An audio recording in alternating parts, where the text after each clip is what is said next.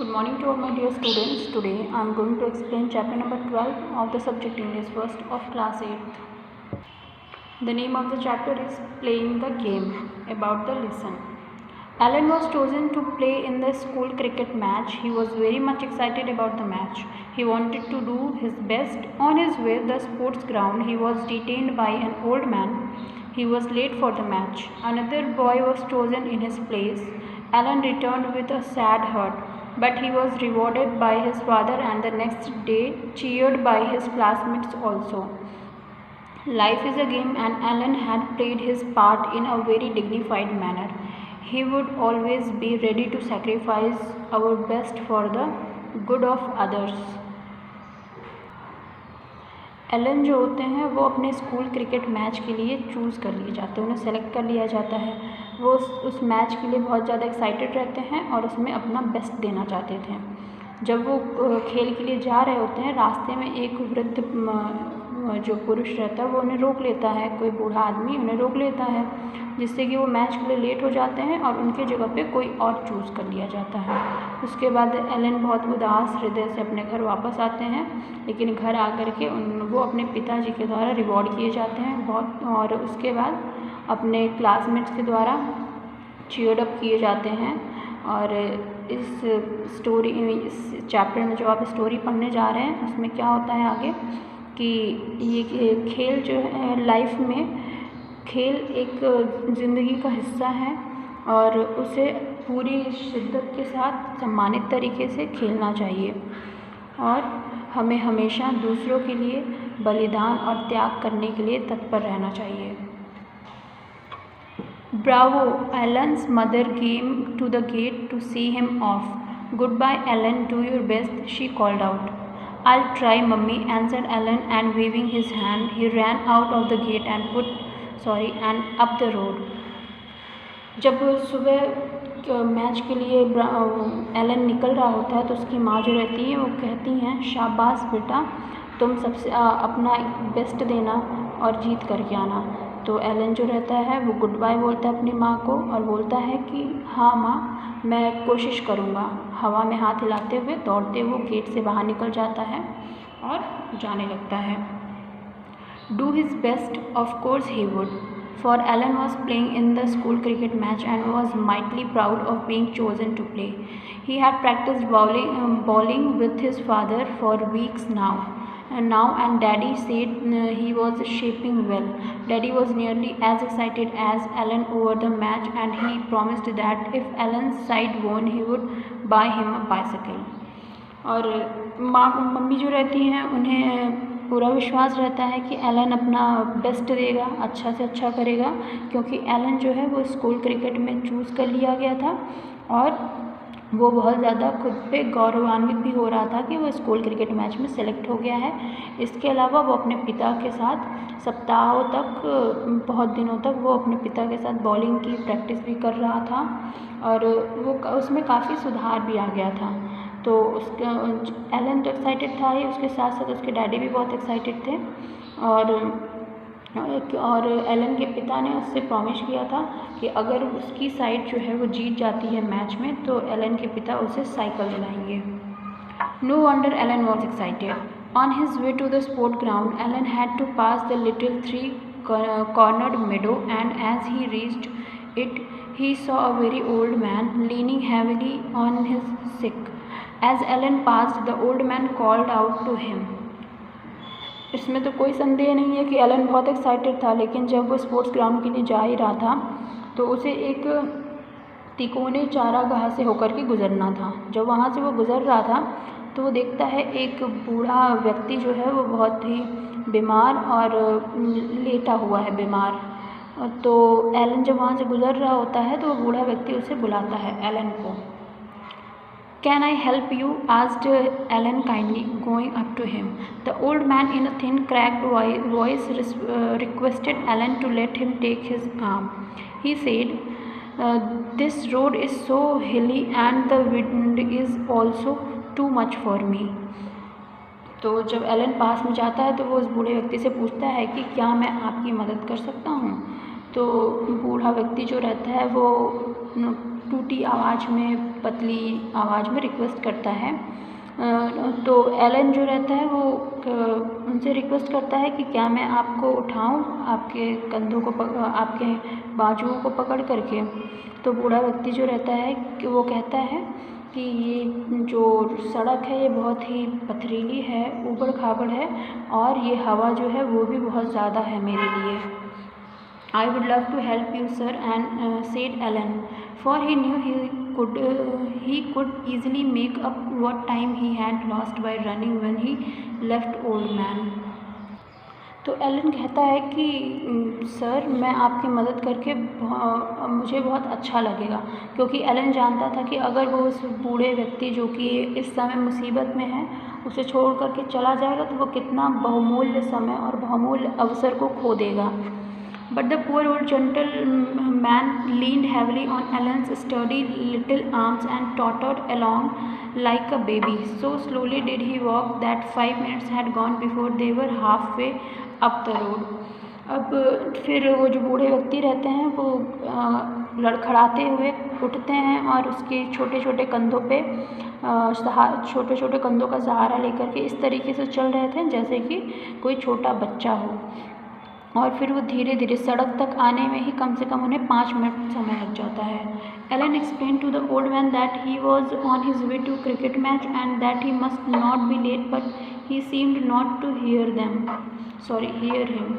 Elon जो रहता है वो उस बूढ़े व्यक्ति को बताता है कि वो अभी अपने स्कूल क्रिकेट मैच के लिए जा रहा था और वो आशा करता है कि वो लेट ना हुआ हो, लेकिन वो देखता है कि वो बूढ़ा व्यक्ति जो रहता है वो उसकी बातों को नहीं सुनता है।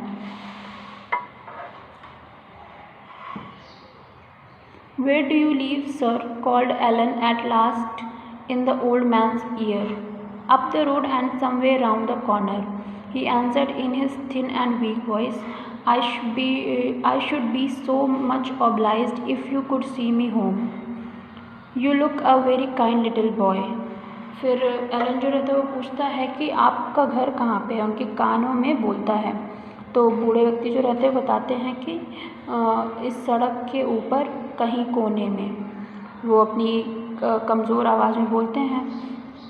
तो एलन जो रहता है वो कहता है कि अगर मैं आपको अपने घर में देखूंगा तो मैं बहुत ही आभारी हूँगा आपका। तो बूढ़ा व्यक्ति बोलते हैं कि तुम बहुत ही दयालु बच्चे दिखते हो। See him home, and they were still a long way off. If only he could walk a little faster, why the teams would be already on the field, and the captain would be wondering why he did not come. अब वो उसके घर को ढूंढता रहता है, लेकिन अभी भी वो उस घर से बहुत दूर रहते हैं। अगर वो थोड़ा तेज़ चल पाता तो शायद वो अपने स्कूल मैच में टाइम से पहुंच पाता, लेकिन अब वो लेट तो हो ही गया था। तो स्कूल की जो टीम रहती है, जो एलन की टीम रहती है, उसका कैप्टन अभी भी वो सोच रहा है कि एलन क्यों नहीं पहुंचा है। Suddenly the old man stumbled over a loose paving stone and fell heavily on the ground. Don't leave me little boy, murmured the old man. तभी अचानक से क्या होता है, एक पत्थर से टकरा करके वो जो बूढ़े व्यक्ति रहते हैं वो लुढ़क करके नीचे गिरने लगते हैं।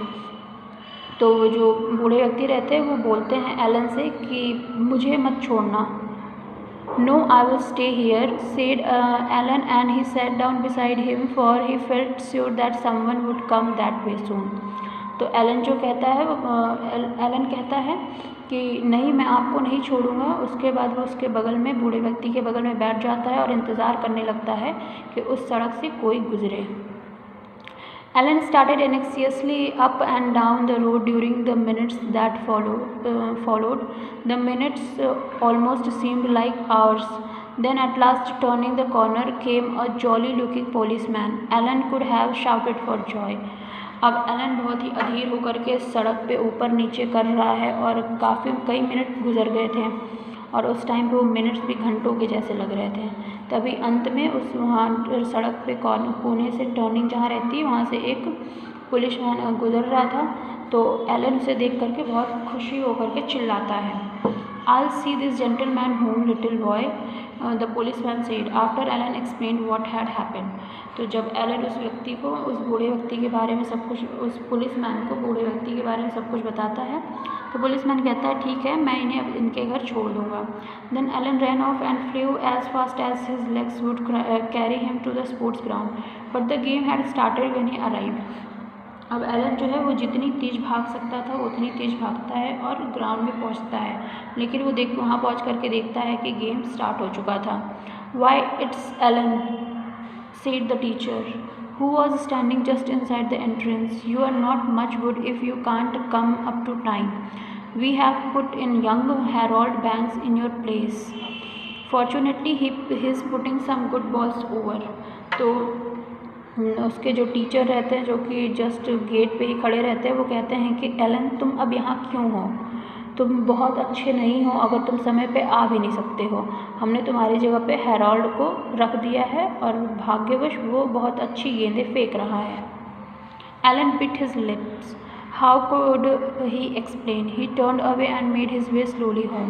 His father opened the door. अब एलन का मुंह बंद हो गया था, वो सोच रहा था वो कैसे एक्सप्लेन करे सारी सिचुएशन को, इसलिए वो वापस अपने घर के लिए आ जाता है. उसके पिताजी गेट खोलते हैं. Bravo, Alan, he said, patting his little son on the back. But Daddy, began Alan, but his father interrupted him. It's all right, old man, he said. You see, I came up behind that policeman and he told me what had happened. So I knew you are playing the same, although it wasn't on the cricket pitch. So I went back to the marketplace and brought the bicycle I promised you. It's a beauty. And Alan, we are proud of you, your mother and I. Gate खोल करके Elon के पिताजी बोलते हैं शाबाश, उसके पीठ को थपथपाते हुए. तो एलन बोलना शुरू करता है, लेकिन उसके पिताजी उसे रोक देते हैं और कहते हैं ठीक है, वो बूढ़ा व्यक्ति है ना. तो फिर वो कहता है कि तुम्हें पता है, मैं उस पुलिसमैन के पीछे मैं आया था और उस पुलिसमैन ने मुझे सारी घटना बता दी है और मुझे पता है कि तुम बहुत अच्छा खेले हो, भले ही क्रिकेट के मैदान में नहीं, लेकिन ज़िंदगी के इस पड़ाव पे तुमने बहुत अच्छा खेला है और हमें तुम पे प्राउड है. और इसलिए मैं मार्केट गया और तुम्हारे लिए मैं ये साइकिल लेके आया जो कि मैंने तुमसे वादा किया था, और इस बात पे मैं और तुम्हारी माँ दोनों ही तुम पे गर्व करते हैं. And in the classroom next morning, the boys gave Alan 3 loud cheers, as only schoolboys can, for in some mysterious fashion they too had learned all about his kind act. और अगले दिन जब एलन स्कूल जाता है तो उसके school के लड़के जो रहते हैं वो भी उसे 3 चीयर्स देते हैं, जो कि सिर्फ स्कूल के बच्चे ही, स्कूल के फ्रेंड्स ही दे सकते हैं. और उसके बाद वो उसके इस दयालु भरे कार्य के बारे में जानते हैं और सीखते हैं. So this was the chapter. Now we will do the exercises of this chapter. A. Complete the following statement with the most suitable choice. Number 1. Alan's father would not buy him a bicycle if his team lost the match. Next, Alan was chosen to play in the match because he was a good bowler. Alan saw a very old man near a grassy land. Alan told the old man that he was going to play the cricket match and that he must not be late. The old man did not say anything because he was certainly deaf. Alan was not permitted to play in the match because he was late. Next is write true or false. Number 1. Alan's father promised that if his side won, he would buy him a cycle. True. Alan did not help the old man. False. The game had not started when Alan arrived. False. Alan turned away and made his way slowly home. True. Alan's parents were proud of him. True. Match the word with their meaning. Fashion means manner. Loose, free. Jolly, joyful. Obliged, grateful. Meadow, grassland. Promised, assured. So these were the exercises. Question answers you will get into your homework. That's all for today. Thank you so much.